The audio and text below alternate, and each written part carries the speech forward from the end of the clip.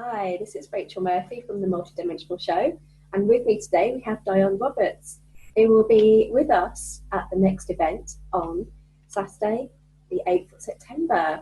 So welcome, Dionne. You are going to be offering some massage from Declog Body Mind. That's right, isn't it?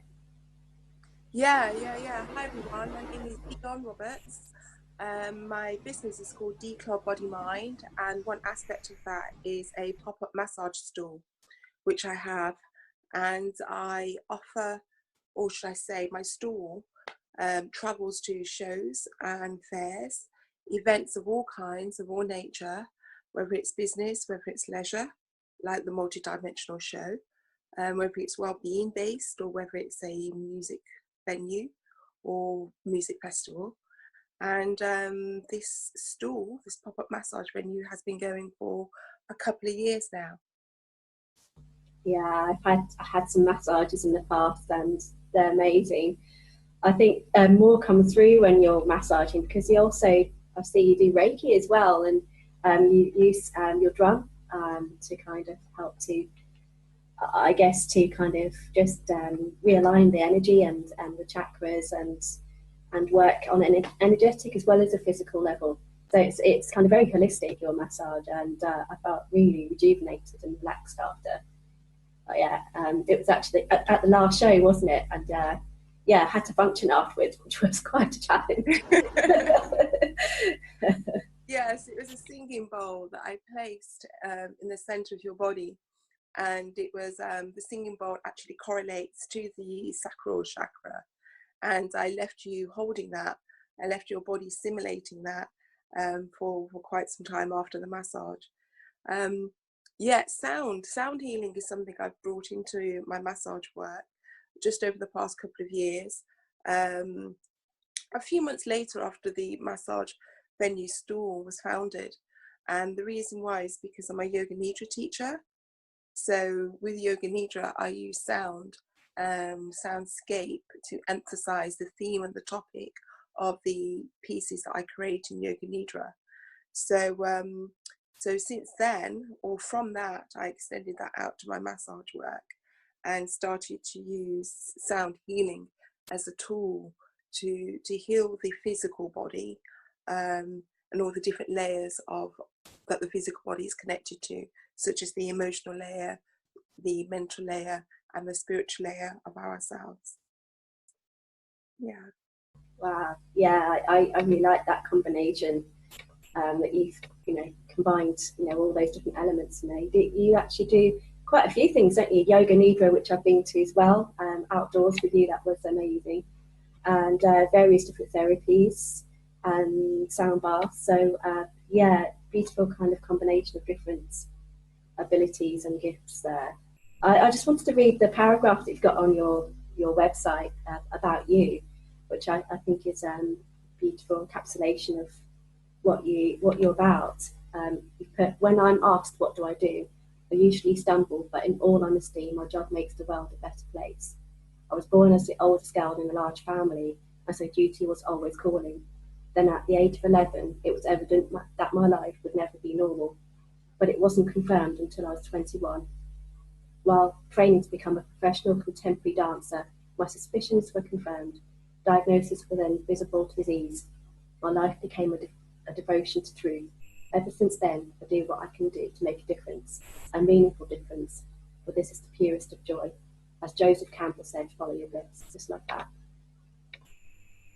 Wow. Yeah. I'm embarrassed for many reasons. One is my website's not finished.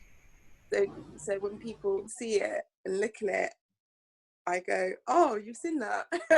Oh, that's out there, even though it's not finished. And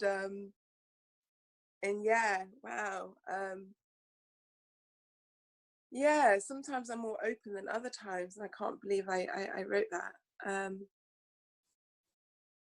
Yeah, I did, and all that is true. All that is very, very true. I hope you didn't mind me reading that. I just thought it's we need this authenticity. I think it's well needed. I strive to live by that myself, and I think there's something really kind of moving and kind of heartfelt about seeing how somebody has moved into their line of work, and the fact that it's about making a difference. I think that says a lot. That it's not just a business for you. It's a devotion. It's a passion, and you bring your kind of gifts into this. And so yeah, I thought I'd read that because I was moved by it anyway. Sorry to embarrass you. No, it's okay. It moved me. That's why I'm so surprised. Upon hearing it, it did move me. I feel a bit shy to elaborate upon it,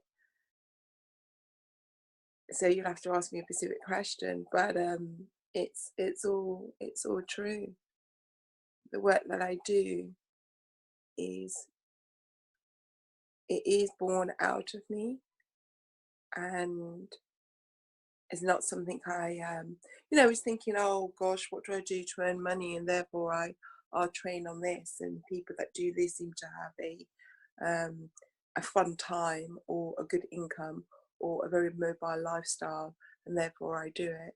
Instead, it is something that was born out of me, especially going beyond that time. For example, I finished my degree as a professional dancer with a injured spine, so I wasn't able to actually follow my dream and become a contemporary dancer.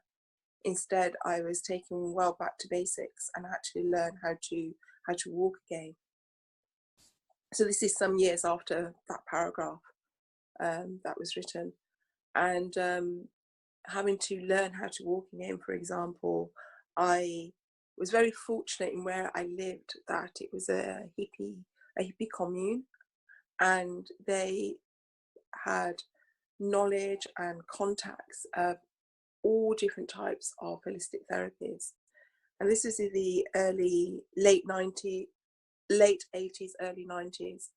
And therefore they said, well, go to this guy, is a massage teacher, and go to this woman, she's a homeopath, and this one is an acupuncturist.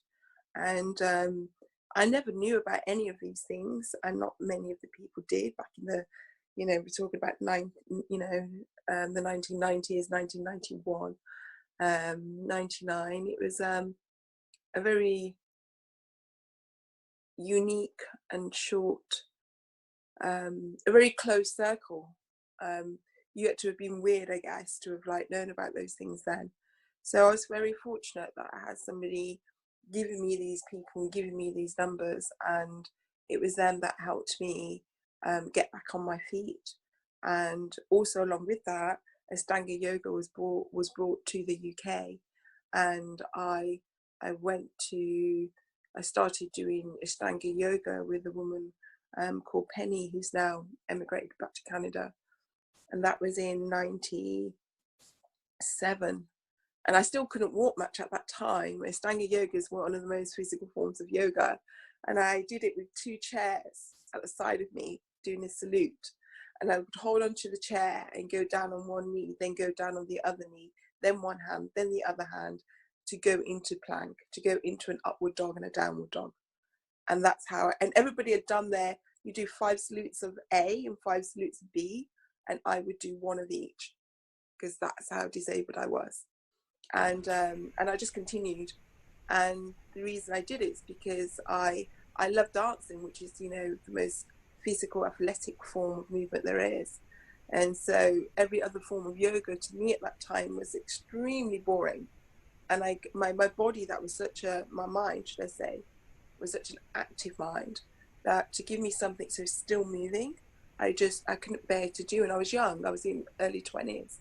So to be in a room with that sort of dynamicness going on motivated me to move. It motivated me to go past the pain and move that leg and move that arm, until in the end, 2 years on of practicing, I was in Southeast Asia traveling, and I was asked to teach, and that's how I became a yoga teacher.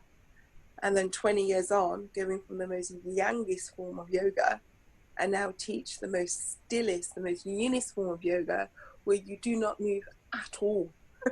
And it's all about the conscious state of sleep, called Yoga Nidra. So yeah, that's quite different. Yeah, it's quite, wow, what a transition. Yeah, it's like hearing, you know, someone's hero or heroine story. You know, Joseph Campbell, he coined that term, didn't he? Is it Joseph Campbell? Talks about hero story. So it's like your hero story, and it's what a hero story, or a heroine story, and go into Yoga Nidra. Wow, yeah, I find it fascinating hearing people's stories. Yeah, we'll close to just talk a little bit about the Multidimensional Show now. Thank you for sharing that, by the way. That was not quite on the agenda, but it felt right somehow to kind of bring that kind of colour and that richness to the conversation. So on to the Multidimensional Show. Was there anything else you wanted to say, by the way? Well, no, but just in the sense of, and to link it up, I remember the show that I did, the last Multidimensional show that I did, you asked me to do a demo of Yoga Nidra, and at the time I searched within myself, and I was like, what is the connection between my work and what it is that you offer? What is it that the Multidimensional Show offer? And in that search, the night before I gave my demo, I realized that Yoga Nidra actually can be a part of this show. Yoga Nidra is something that really brings you into your core essence, your spirit, your soul, your sense of the I, me, mind that connects your dimension to the other dimension.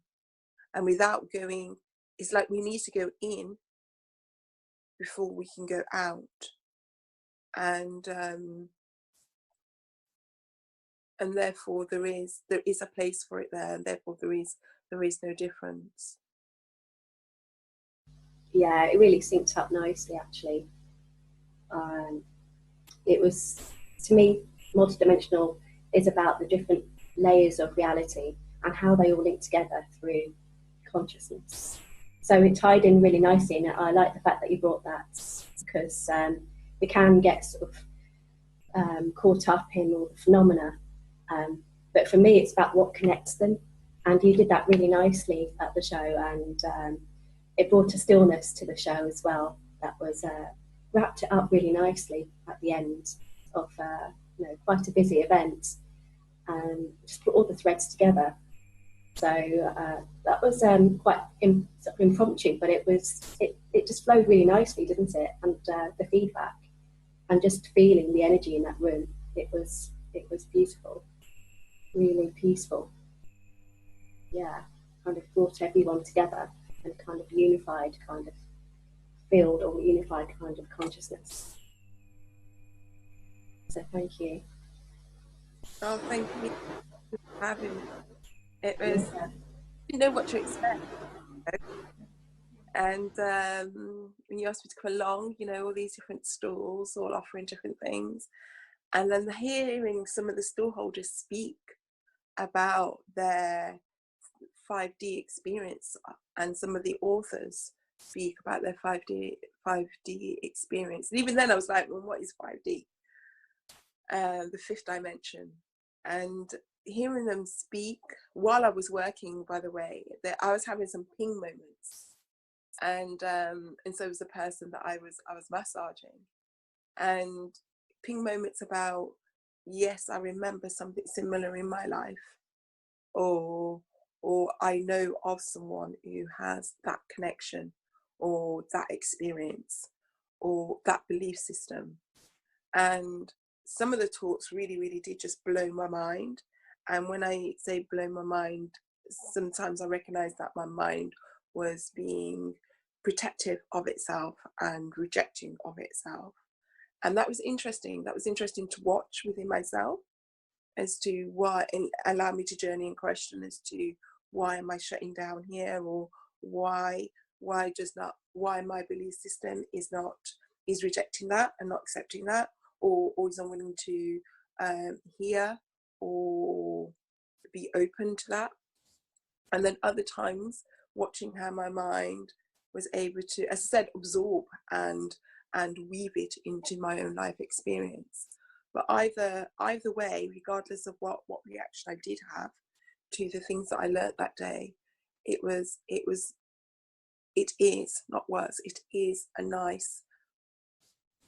a nice experience to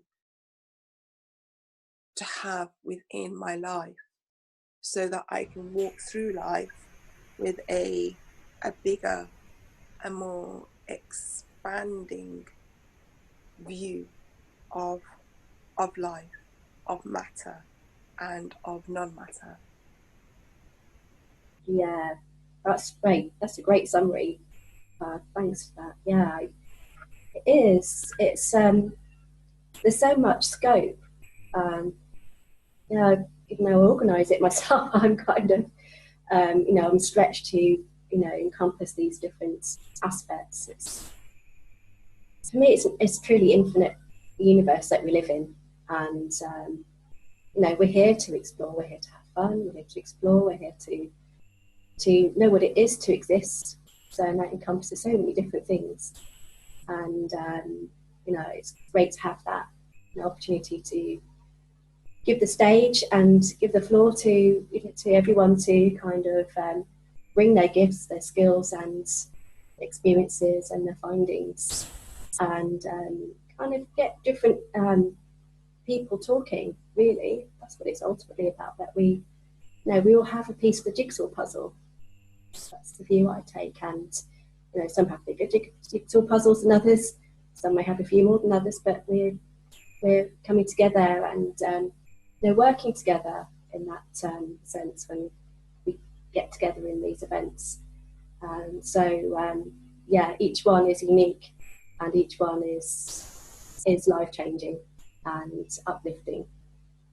And yeah, I've had some really positive feedback from other people saying different things, but you know, it's been life-changing. It's been fantastic to meet different, you know, people and connect and to make connections within ourselves as well, and hearing other people's stories or, you know, perspectives. So yeah, the next one is coming up very soon, isn't it? 1 week to go. Yes. Yeah. So you'll be bringing your massage chair, and people can relax and have a massage even while there's a talk going on. Yes, thank you. Thank you. Yeah. Thank you for inviting me back. Yeah, it'd be a pleasure. It's a pleasure to have you back. So yeah, what do you hope to? Well, what are you looking forward to at this event, and what you're hoping for people to take away from the event, from having a massage? Last time takes away what I took away from a more expansive, a more accepting way of walking through life. And as for my own personal work, I don't know, I try to offer, even on an on-site chair of a 15-minute massage, I try to offer a holistic approach, an holistic treatment. So though it covers your back, arms, neck and shoulders, what I use and how I treat those do connect to the lower body.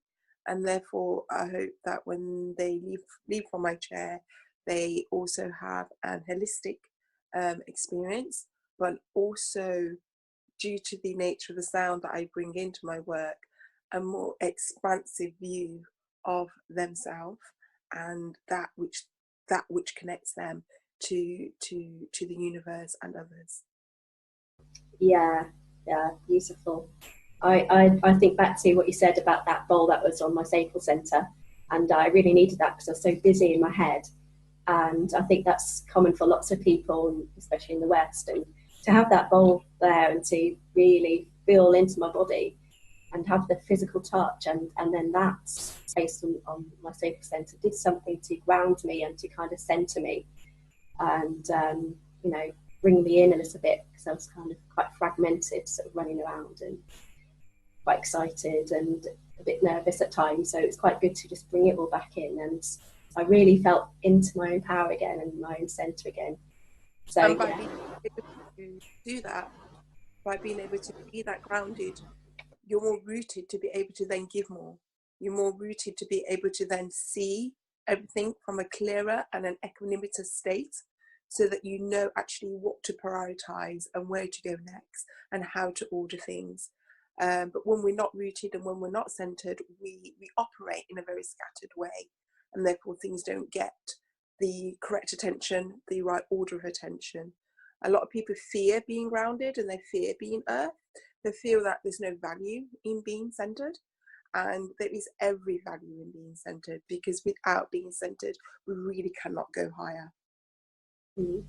Yeah, it affects us in so many different ways, doesn't it? So, oh wow, I'm looking forward to you being there, and I'll definitely be having a massage again. I'll probably need it. That's nice, and I'm sure you will. Yeah.